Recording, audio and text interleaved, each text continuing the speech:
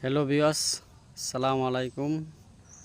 যারা আমার এই ভিডিওটা যেখান থেকেই দেখছেন সবাইকে অসংখ্য ধন্যবাদ। আশা করি সবাই ভালো আছেন, আমিও ভালো আছি।